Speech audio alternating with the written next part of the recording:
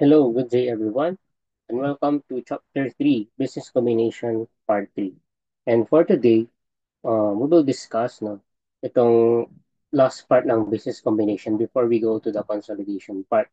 So at the end of this topic, you'll be able to apply the methods of estimating goodwill.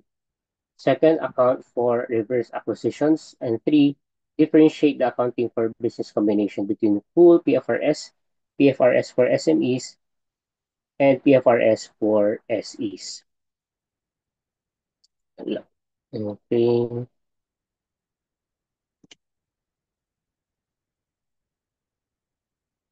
So this chapter discusses accounting for business combination in relation to the following: goodwill and reverse acquisition. So we all know that goodwill arises from a business combination is recognized as an asset.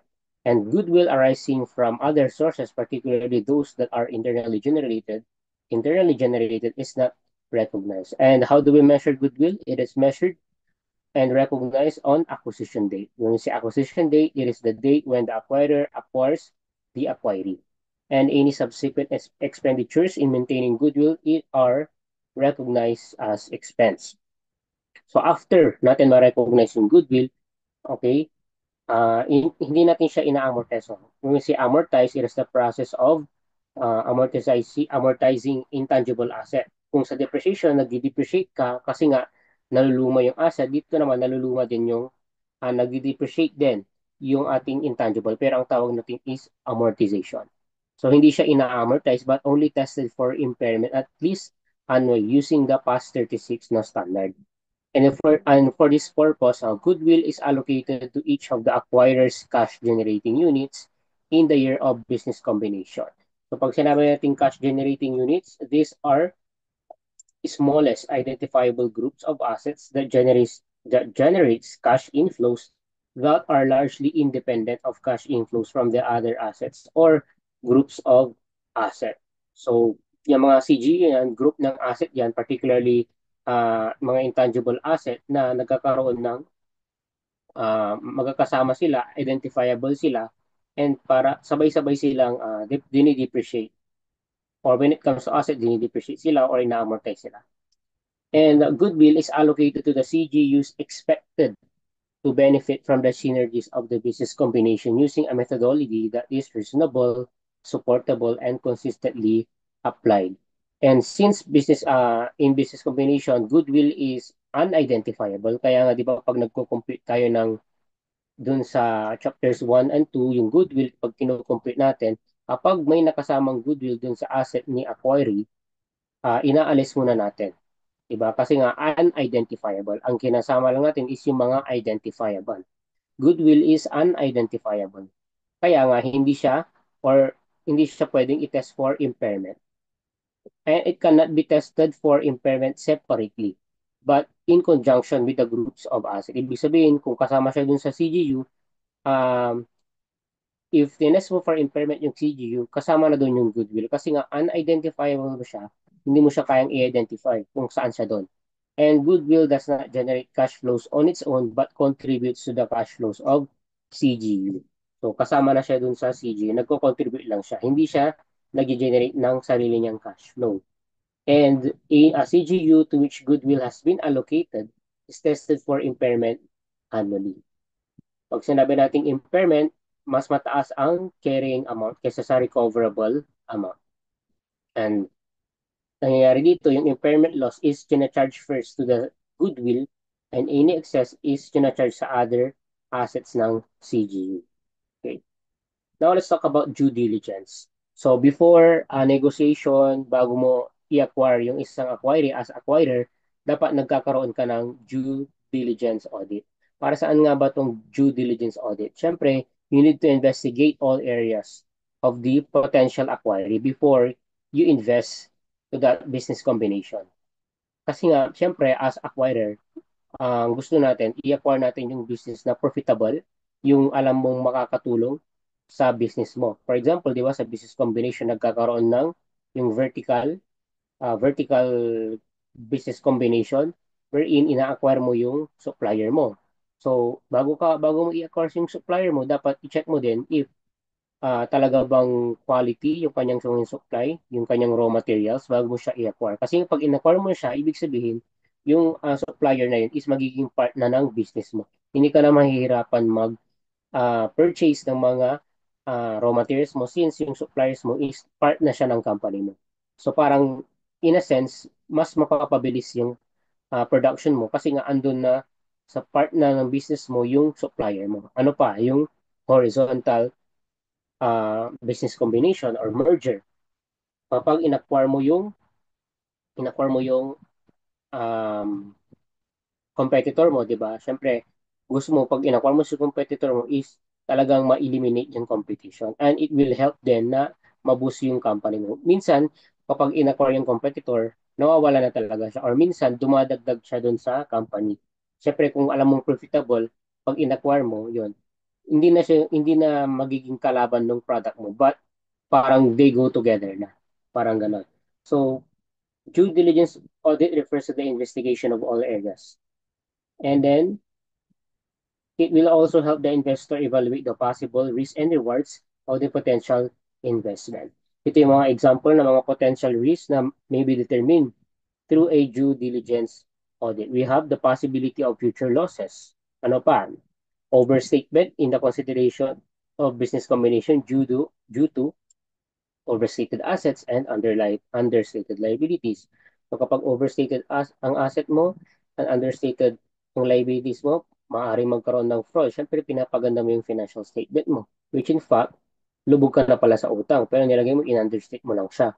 And then, incompatibility of internal culture. So, tingnan mo din as an auditor, no, kapag nagkakaroon ng due diligence, if compatible ba yung culture nyo, yung system nyo, as well as your policies. Kasi minsan nagkakaiba sila ng mga policies, which is conflict din.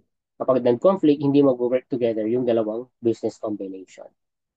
And then we have the methods of estimating goodwill, pwedeng indirect valuation or direct valuation.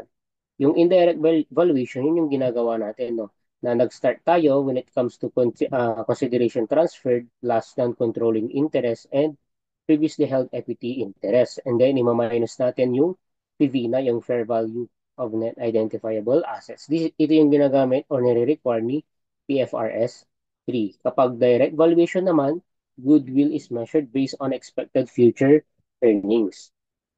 And in order to compete for the goodwill, kailangan na natin pagdaanan or computing itong mga amounts na ito. We have the normal rate of return, estimated future earnings, discount rate, as well as the probable duration of the excess earnings. So in order to understand that four requirements as well as the direct valuation, we'll compute or let's have to discuss this illustration number one. So ang tinatanong dito is computation ng goodwill, no? Computation of goodwill. So ABC Company is contemplating on acquiring XYZ Inc. The following information was gathered through a due diligence audit. So the actual earnings of XYZ Inc. for the past 5 years are shown below. Earnings in 20X5 include an expropriation gain of 400, fair value of net asset is 110 million, industry average rate of return is 12%, and the probable duration of excess earnings is 5 years. So method number one, multiplies of average excess earnings. So under this method, goodwill is measured at the average excess earnings multiplied by the probable duration of excess earnings. So magkano ba ang total earnings for the last 5 years? Ito, yung ating 6,900,000. For the last 5 years, ang total earnings is 6,900,000. And then i-less natin yung expropriation gain, which is 400,000. So ang normalized earnings natin for the last 5 years is 6,500,000. And then divided by 5 years para ma-compute natin yung average annual earnings which is 1,300,000. And then, yun yung letter A, average annual earnings. Letter B, compute for normal earnings. To compute for normal earnings, fair value of the identifiable net asset which is 10 million and then multiply by normal rate of return which is 12%. Yung industry's average rate of return yun yung normal rate of return on that particular industry. So mako-compute natin dyan is 12 or 1,200,000. So yung average annual less the normal, yun yung excess earnings. Okay? And that excess earnings will be multiplied by the probable duration of excess earnings. Ilan ba yung duration ng probable duration by excess earnings? 5 years. So, average annual minus normal will be the excess multiplied by the probable duration of 5 years. So, the answer is 500,000 and that is the goodwill. No, medyo mahaba siya, no? As compared to the indirect valuation. So, itong direct valuation, i-follow mo lang yung step na ganyan. You start with the total earnings less expropriation to compute for the normalized earnings and then divide by the number of years to compute for the average annual. And then, i-compute mo yung normal, which is fair value multiplied by normal rate of return, mag-compute mo yung normal earnings. And then, average divided by normal will be the excess earnings multiplied by the probable duration, which is 5 years and then 500,000. Method number two, capitalization of average excess earnings. Under this method, goodwill is measured at the average excess earnings divided by a predetermined capitalization rate. Let's assume that the capitalization rate is 25%. So magkano ba yung excess earnings na compute natin kahanin? Di ba? 100,000. Excess earnings is 100,000 divided by capitalization rate of 25%. Kinapitalize mo siya, so you divide, i-gross up. 100,000 divided by 400,000, the 100,000 divided by 25%, the goodwill is 400,000. That is for capitalization of average excess earnings. How about capitalization of average earnings? So under this method, pag sinabing average earnings, dinidivide natin siya. Average earnings are divided by a predetermined capitalization rate to estimate the purchase price of the business combination. The excess of the estimated purchase price over the FIVINA represents the goodwill. Okay, so ang kukumpute natin dito is yung purchase price or yung parang consideration transferred. So average earnings, 6,900,000 less expropriation gain divided by 5 years. Yan yung average earnings, which is same dito, average earnings. And then after average earnings, divided by the capitalization rate. Sabi niya dito, capitalization of average eh. So pag sinabing capitalization, nag-gross up ka doon. So ito, capitalization is 12.5. So yung 1.3 na average earning, i-divide mo ng 12.5. Makukompute mo is 10,400,000. And then ilas mo yung fair value of net identifiable asset, 10 million. The goodwill is 400,000. So parang same lang dun sa ating previous chapters. Ang pinagkaiba, ikakapitalize mo yung average earnings para makompute mo yung purchase price. And then method 4, present value of average excess earnings. Under this method, goodwill is measured at the present value of average excess earnings discounted at a predetermined discount rate over the probable duration of excess earnings. So yung excess earnings natin is 100,000 multiplied by the present value of ordinary annuity at 10% and the number of years is 5. So bakit 10% binigay? 10, discount rate 10%. Ilan ba yung probable duration of excess earnings? 5 years. So 1.10 divided by 1, 2, 3, 4, 5 GT kasi ordinary annuity. The answer is 3.79079. And then you multiply with the excess earnings, the answer is 379,079. So yun na. Hindi ko alam kung alam nyo mag-compute ng present value, pero using basic calculator, di ba? For example, 10%. 10%, and then the number of years is 5 years. So, kunin yung calculator nyo. 1.10, okay, 1.10, pero dapat alisin nyo muna yung GT. I-clear out nyo yung GT. And then 1.10 divided by, dalawang divide. And then 5 na equal sign. 1, 2, 3, 4, 5. Lalabas dyan is present value of 1 pa lang. And then ipindot mo yung GT, yun. Lalabas yung 3.79,079.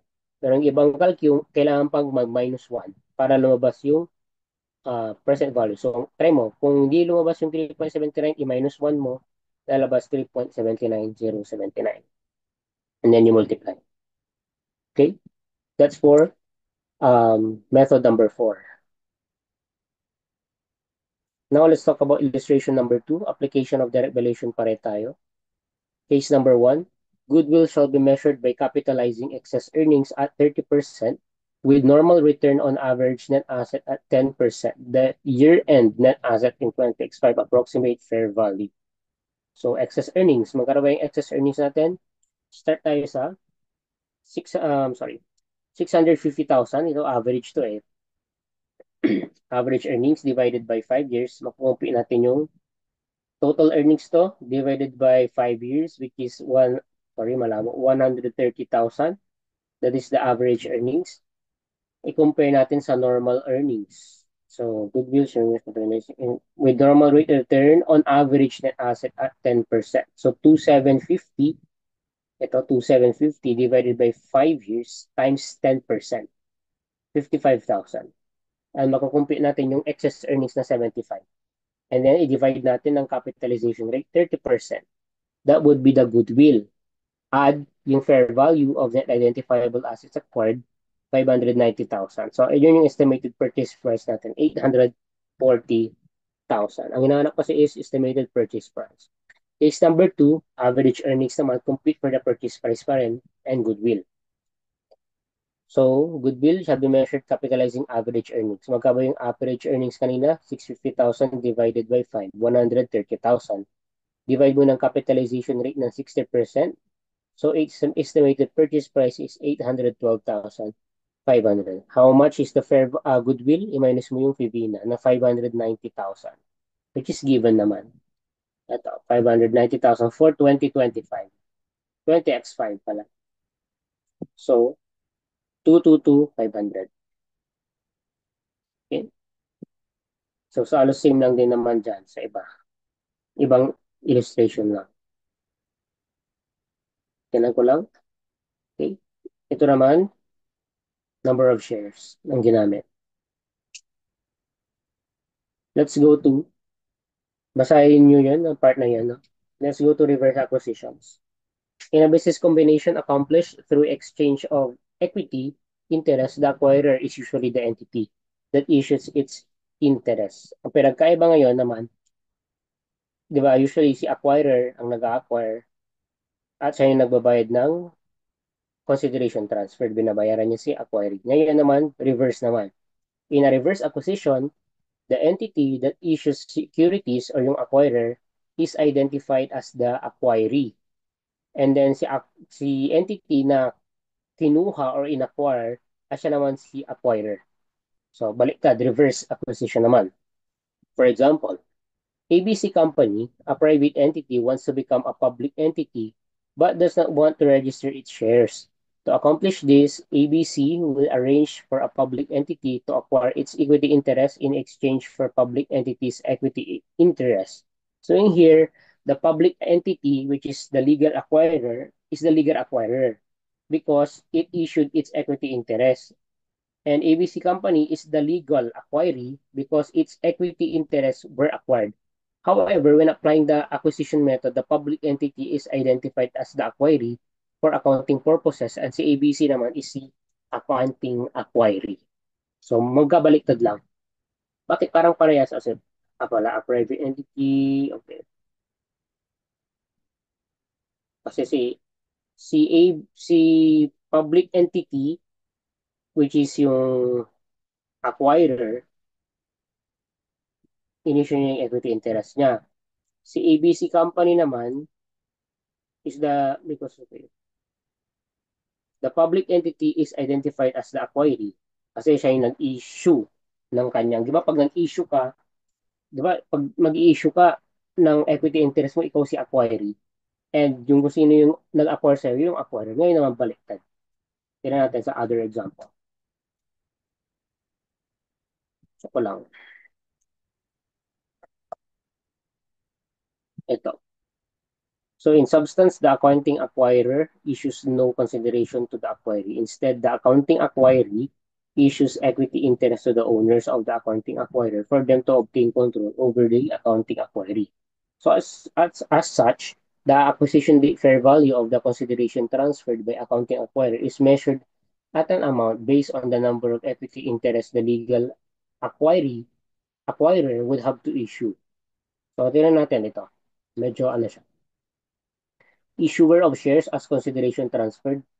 Yung normal is accounting acquirer. Siya yung mag-i-issue ng shares as pangbayad, as consideration transferred. Pero sa reverse acquisition, si accounting acquiree. Referring to combining constituents, si accounting acquirer magiging si parent, di ba, usually. And si acquiree si subsidiary. Pero dito, baliktad. Yung acquirer, siya yung legal subsidiary, and then si acquirer, siya yung legal parent. Okay? So let's have this illustration. ABC Company, a publicly listed entity, and XYZ, an unlisted company, exchange equity interest. So ABC Company issues 5 new shares for each of the 8,000 outstanding shares of XYZ. ABC shares are quoted at 40 per share, while XYZ shares have a fair value of 200 pesos per share. The statements of financial position immediately before the combination are shown below. So identifying the accounting acquirer. So letter A, legal form of contract, si ABC issues 5 shares for each of the 8,000 outstanding shares of XYZ. So after the issuance, ABC Equity will have the following structure. So currently issued shares, 10,000. Natin. Okay, 10,000. Ito yung kay A, 10,000 shares. And then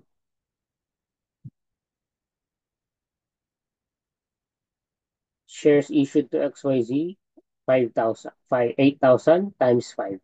Kasi nag-issue siya. So total shares after combination is 50,000. The business combination is a reverse acquisition because si XYZ obtains control over ABC despite the fact that ABC is the issuer of shares. In other words, XYZ let itself be acquired in order to gain control over ABC. So naging ano, tingnan natin, no? Kasi ito yung current shares, and then nag-issue siya kay XYZ ng shares. So napunta yung shares ni ABC kay XYZ. So yung 40,000 which is 80% kay ano na kay XYZ na. So if nagkakaroon which is 80% nun yun yung total shares na kay 80 na kay yung 80% na kay XYZ na. So ibig sabihin acquirer na si XYZ. Pero in accounting siya yung acquiree, di ba? So ang tawag doon, XYZ is the legal acquiree, is the accounting acquirer. ABC Company, the legal acquirer, is the accounting acquiree. So legally, si acquiree, or sorry, si acquiree pa rin, pero in accounting siya ang acquirer. No, substance over form. Letter B, the substance of the contract. XYZ obtains control over ABC in a reverse acquisition. Okay, so ito, currently issued, okay, 2,000, 10,000. So you need to read that, and that is the end of this chapter, no, mabilis lang siya. And then meron tayo dito pinagkaiba ng full, PFRS, and SEs. Pasadahan lang natin, mabilis. So dito sa una, for full PFRS, ayun, PFRS 3 ang ginagamit natin. Dito naman PFRS for SME and acquisition method sa full, purchase method sa SME. Ito naman same lang din dito. So consideration transferred, NCI previously held, total. Less Vivina equals goodwill. Dito naman, fair value of the asset given liabilities incurred in equity instrument plus acquisition correlated cost, sinama cost of business combination. Less Vivina equals goodwill. Dito naman, acquisition-related costs are expense. Dito naman, acquisition-related costs are included in the cost of business combination. Sa NCI, included sa measurement ng goodwill. Dito naman, not included in the measurement of goodwill. Kasi yung NCI is in the consolidated are measured at the proportionate share. Operating list, so dito mayroon yung favorable, anong favorable, dito wala. Intangible asset, if na-meet niya yung criteria. Dito naman, if can be measured reliably. Dito din, present obligation and fair value can be measured reliably. Dito naman, previously held if acquired in this in achieving stages. Dito naman, wala. Then, consideration. Okay? So that's end our discussion. Dito lang, amortization. Under past 36, goodwill arising from business combination is not amortized but tested for impairment. Dito naman, i-amortize siya and tested for impairment under SMEs. And it is determined based on management best estimate not to exceed 10 years ang amortization. No, so that's end our discussion for part 3 of business combination. If you have any questions, feel free to ask. And okay, basahin niyo yung libro niya. So medyo ano siya, medyo maikli pero malaman. Okay? I will also attach additional video lectures if you for additional information.